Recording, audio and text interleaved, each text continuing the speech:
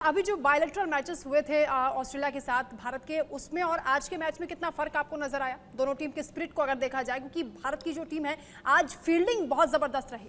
नहीं, फील्डिंग अच्छी रही, लेकिन रोहित शर्मा ने 2 कैच भी टपकाए हैं। अब ये भी हमें नहीं भूलना चाहिए। कुछ एक चीजों पर मुझे लगता है थोड़ा सा अभी भी ध्यान देने की जरूरत है। बाकी ओवरऑल फील्डिंग ठीक ठाक रही है, लेकिन बस यही है कि भारत अब विकेट ना खोए और सहजता के साथ टिककर खेले, बड़ी पारी खेले, स्ट्राइक रोटेट करे। यहाँ विराट कोहली जैसी जो टेक्निक है वो बहुत कामयाब साबित हो सकती है।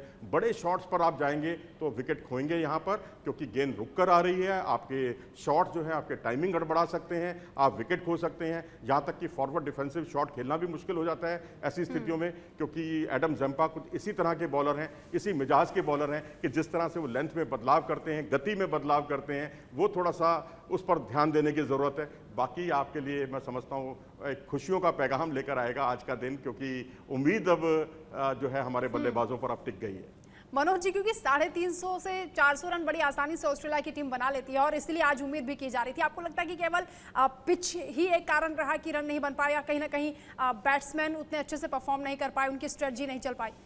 नहीं, पिच भी एक कारण था, और दूसरा कारण हमारे गेंदबाजों ने पिच का कंडीशंस का फायदा भी बहुत उठाया।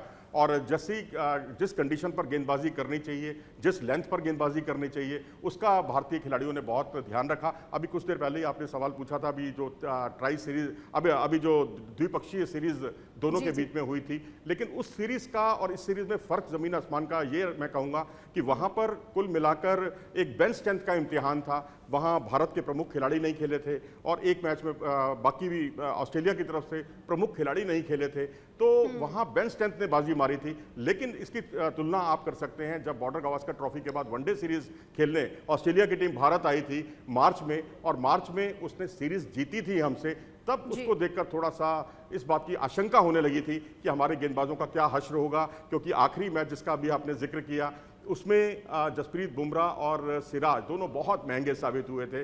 लेकिन आज इन्होंने काफ़ी अच्छी गेंदबाजी की, और बुमराह ने तो मैं कहूँगा पहले 4 ओवर में जो 11 रन देकर दबाव बनाने का जो काम किया, इसी से वो पिछले 15 ओवर में 15 मैचों में जो है पावर प्ले का सेकंड लोएस्ट स्कोर बना पाया ऑस्ट्रेलिया। जी, जिन 3 स्पिनर्स की बात आप कर रहे हैं, उन्होंने 30 ओवर में 104 रन पर ही टीम को समेट कर रखा, उसके बाद जितना भी स्कोर बना। लेकिन आपको लगता है कि शुरुआत में ही भारतीय बल्लेबाजों को बहुत अच्छा परफॉर्म करना होगा, गेंदबाजों के दबाव में नहीं आना होगा, तभी ये स्कोर जो है कैच कर पाएंगे, क्योंकि पिच काफ़ी मुश्किल है?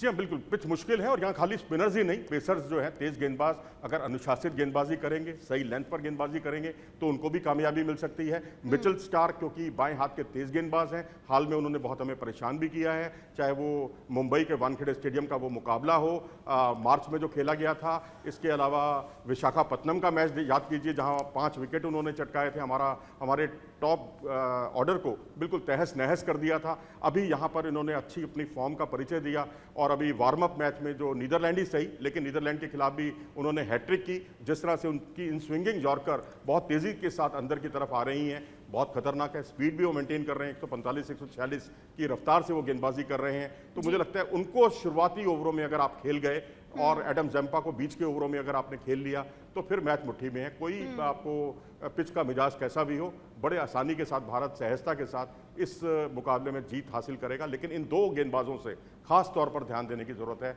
संभल कर खेलना होगा। मनोज जी, चेन्नई के जिस चेपॉक स्टेडियम में ये मैच चल रहा है, यहाँ लक कितना काम करता है? क्योंकि अभी ऑफ कैमरा जब हम बात कर रहे थे तो आपने कहा ऑस्ट्रेलिया के लिए ये काफ़ी लकी साबित होता है।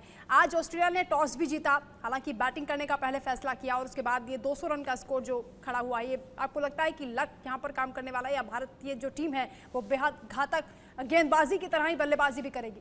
नहीं, बिल्कुल करनी चाहिए। बल्लेबाजी हमारी स्ट्रेंथ है, हमारी ताकत है, और मुझे नहीं लगता कि बल्लेबाजी कोई हमें यहाँ पर चूक करने का, हम चूक करेंगे और हम मैच को गंवा देंगे।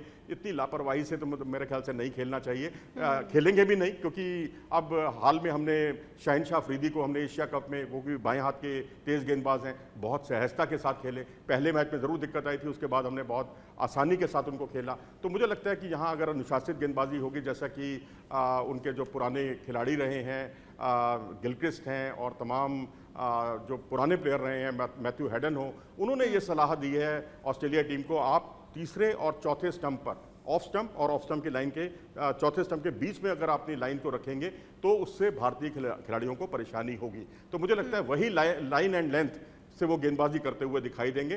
तो शुरुआती 10 से 15 ओवर तक अगर आपने कोई विकेट नहीं खोया और बेशक आपके पावर प्ले में रन ना बने ज़्यादा, कोई बात नहीं, लेकिन आपके लिए सारी मुश्किलें आपकी दूर हो जाएंगी अगर आपने शुरुआती ओवरों में विकेट नहीं खोया और बाद में एडम जंपा को थोड़ा ध्यान से खेल लिया। क्योंकि एडम जंपा ने न सिर्फ विराट कोहली को 5 बार आउट किया है, बल्कि हार्दिक पांड्या और केएल राहुल को भी 4-4 बार आउट किया है। केएल राहुल और श्रेयस अय्यर इन दिनों काफी फॉर्म में नजर आ रहे हैं। विराट कोहली के दबाव को क्या ये कम करने वाले हैं? देखिए, श्रेयस अय्यर ने पिछले दिनों एक अच्छी पारी खेली थी और उसके बाद ऐसा लगने लगा था कि सूर्य कुमार यादव, क्योंकि 2 हाफ सेंचुरी उन्होंने बनाई बैक टू बैक, तो कहीं वो उनकी जगह ना ले लें। लेकिन अभी उनका माइंडसेट जो है अभी T20 वाला माइंडसेट है, क्योंकि आपको स्ट्राइक रोटेट करनी होती है, जो मुझे लगता है स्पिनर्स के सामने अच्छी बल्लेबाजी का जहां तक सवाल है तो उसमें श्रेयस अय्यर बेजोड़ हैं। और केएल राहुल का तजुर्बा अपने आप में बोलता है, टेक्निकली बहुत साउंड प्लेयर हैं। यहाँ टेक्निकली साउंड प्लेयर ही चाहिए, क्योंकि यहाँ अगर आप बड़े शॉट के लिए जाएंगे या जिस तरह से सूर्य कुमार यादव वाले अंदाज में अगर आप खेलेंगे तो यहाँ मुश्किलें ही मुश्किलें हैं। मेरे ख्याल से श्रेयस अय्यर भारत की तमाम मुश्किलों को हल कर सकते हैं मिडिल ऑर्डर में अगर उनकी बल्लेबाजी आती है तो। मनोज जी, अभी पूरा मैच आपने देखा, जितना भी गेंदबाजी भारतीय टीम ने की है उसमें 2 वो लम्हे जहां पर आप रुक गए उस स्पॉट पर, वो हाइलाइट्स का अगर आप जिक्र करना चाहें, कैसा अनुभव हुआ? देखिए, शुरुआती ओवरों में जसप्रीत बुमराह उन्होंने जो है डॉट बॉल का दबाव बनाया और लेंथ में बदलाव किए। फिर उसके बाद कुलदीप यादव का दौर आता है और फिर जब 20 से 30 ओवर के बीच में जब जडेजा आते हैं तो वो सारी स्थितियों को पलट देते हैं। और जिस तरह से उन्होंने जल्दी जल्दी आकर 3 विकेट चटकाए हैं, उससे तो बिल्कुल ही बैकफुट पर उन्होंने धकेल दिया कंगारू टीम को, ऑस्ट्रेलियाई टीम को। तो मुझे लगता है जडेजा ने जो जिस तरह से आज गेंदबाजी की है, फुलर लेंथ की भी गेंद की है, गुड लेंथ की पर भी उन्होंने बॉल की है, शॉर्ट गेंद का उन्होंने परहेज किया है। और एक मौके पर तो एलेक्स कैरी का बल्ला बहुत ही अजीबोगरीब तरीके से बहुत आगे आया और तब तक बहुत देर हो चुकी थी। गेंद ड्रिफ्ट भी हो रही है उनकी हवा में और स्किड भी हो रही है, जैसे कि वो अमूमन कराते हैं अपनी गेंदबाजी। तो वो एक परेशानी का सबब है। वही एक चिंता है कि जो अगर इनकी गेंदें ड्रिफ्ट हो रही हैं तो वो गेंदें जो है एडम जंपा की भी गेंदें इसी तरह से ड्रिफ्ट भी हो सकती हैं और स्किड भी हो सकती हैं। तो उससे थोड़ा सा सावधान रहने की जरूरत है, खासकर बीच के ओवरों में।